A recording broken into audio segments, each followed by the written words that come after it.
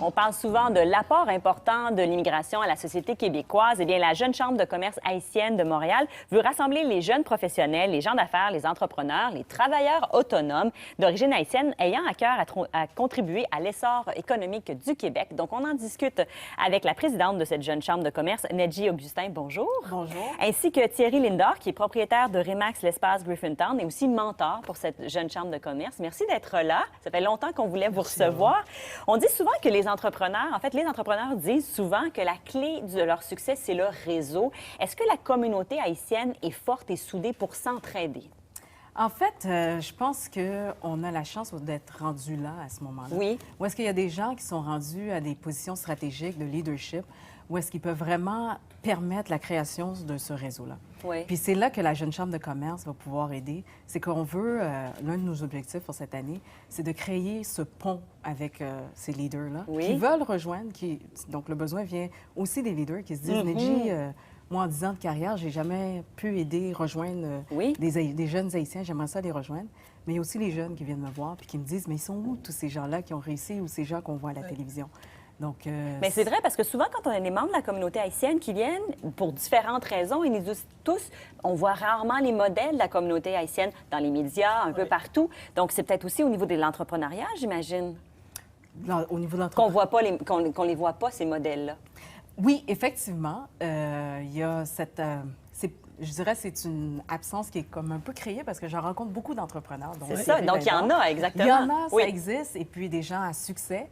Mais malheureusement, ces modèles-là ne sont pas mis de l'avant. Il n'y a pas une promotion qui est faite de ça. Il n'y a pas une connexion avec les jeunes qui désirent devenir entrepreneurs parce que tous les jeunes que j'ai rencontrés jusqu'à maintenant, il y en avait, je dirais, un bon pourcentage, je ne sais pas, 90 avaient tous une idée, un jour, j'aimerais ça partir une entreprise ou travaillent déjà à développer leur entreprise. Donc, justement, présentons-le, ce mentor. Donc, Thierry, vous avez acheté votre premier duplex à 19 ans. Vous êtes maintenant, pour Remax, l'Espace Griffintown. Vous êtes passé à l'émission de L'Œil du Dragon pour différentes raisons. Vous voulez aussi aider les jeunes à combattre la violence et les gangs de rue. Et là, justement, vous êtes un mentor. Vous avez déjà été mentoré, si je peux dire. Vous avez déjà eu plusieurs mentors. 100%. Quel est le meilleur conseil qu'un mentor vous a offert? Moi, le meilleur conseil qu'on m'a offert, on m'a dit, Thierry, le succès dans l'entrepreneuriat, c'est dû littéralement à 5% tes études, à 15% ton expérience et 80% tes talents de communicateur. Si tu es capable de véhiculer, communiquer ton idée, ta passion, surtout la passion, tu vas avoir un certain succès dans l'immobilier pour moi et dans l'entrepreneuriat en général.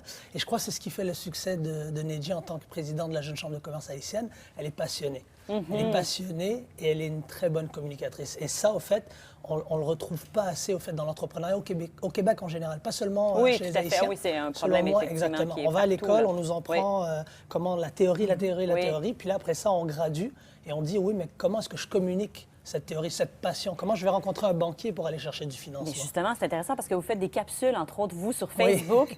Au niveau de l'immobilier, là, on peut dire que c'est pas le sujet le plus glamour en ville, mais c'est incroyable. Il y en a une que vous avez mis au mois d'octobre dernier. Il y a presque 25 000 personnes qui sont allées la voir. Donc, vous avez réussi à transmettre justement votre passion. 100%. Moi, je dirais que ma grande force, c'est réellement d'être capable de transmettre cette passion, ne serait-ce que par un webinaire, par l'entremise d'une capsule, comme vous l'avez dit, où est-ce qu'on atteint souvent 25, même des fois 30 000 individus. Lorsque je fais des conférences aussi, moi, ma grande force, c'est mon vécu. À 19 ans, j'achète un duplex. À 21 ans, j'en achète un deuxième. Aujourd'hui, j'ai un beau parc immobilier.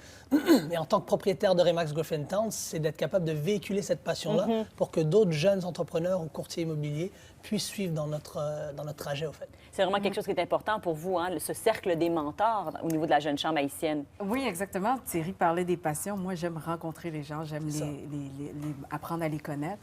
Donc, pour moi, c'est pas un effort supplémentaire, mais j'aimerais utiliser cette force-là pour justement créer ce réseau-là, puis l'activer, puis permettre que justement, j'ai telle personne qui a cette idée d'entreprise, et puis, tu sais, Thierry, je peux peut-être te connecter avec cette personne-là, puis on peut peut-être faire une création d'un projet. Une des choses aussi que vous faites, c'est que vous allez dans les écoles et vous rencontrez les jeunes de 10, 11, 12 ans et vous leur parlez de l'importance du crédit. Mais pourquoi commencer aussi jeune à parler de l'importance du crédit? Au fait, moi, je dis toujours dans mes conférences ou quand je fais des tables rondes que le crédit, c'est un peu comme la vie virtuelle. C'est notre vie virtuelle, au fait. On a notre vie, on va aux études, études, on gradue avec une maîtrise de McGill. Mais si on arrive devant le banquier pour avoir une hypothèque et qu'on a une cote de crédit de 600, ben, qu'est-ce que ça veut dire une cote de crédit de 600? Et moi, ce que je remarque, c'est que dans certaines communautés montréalaises où on va à Westmount, on va à Outremont, on dirait des quartiers un peu plus cossus, l'étude ou la diction du crédit est amenée très jeune. Les notions de finance. Les notions de finance, d'économie.